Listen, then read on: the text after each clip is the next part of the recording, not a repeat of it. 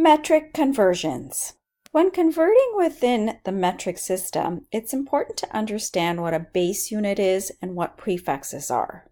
Take a look at this center box, the one that indicates bases. So grams is a base unit for weight. Meters is a base unit within distance. And liters is in a base unit for volume. There are also amps, volts, ohms, watts, and other units such as hertz, etc. within the trades and technology fields. These base units don't have any prefixes. The other boxes, for instance, tera, kilo, centi, micro, and so on, these are all prefixes that would come right in front of the base unit.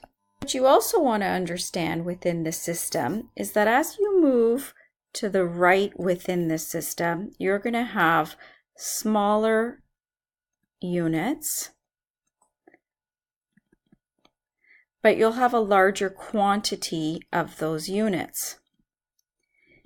And likewise, if you move left within this system, you're going to have larger units, for instance, kilo, but you'll have a smaller quantity of those units. Let's take a look at this first example, 3.05 kilometers to meters, and try to understand what the steps above are telling us to do. Okay, so step 1, identify your starting position. That's in the kilometers place, 3.05 kilometers. So K is the prefix. That means I'm looking right here. Identify your finishing position. Well, there's no prefix in front of this base, so I'm just going to the base value. Count the number of steps required to go from start to finish. Okay, so I'm going from kilometers, so that's my starting point, 1, 2, 3. This is the number of decimal places I need to move in the direction that I just indicated in part 3. So that's 3 decimal places to the right. So I'm just going to write out 3. Oh, let me get rid of my highlighter there.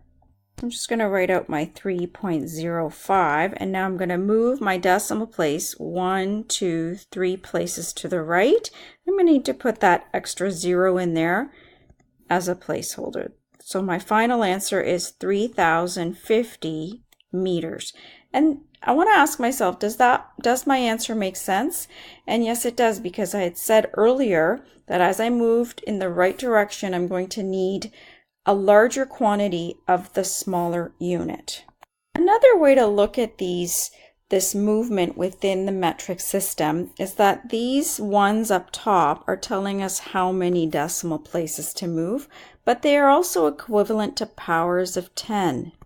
So in other words, when I moved 3 decimal places in this direction, I moved times 10 times 10 times 10, meaning 10 to the power 3, which is also 1,000. So someone else, another student, could have written this as 3.05 times 10 to the power 3.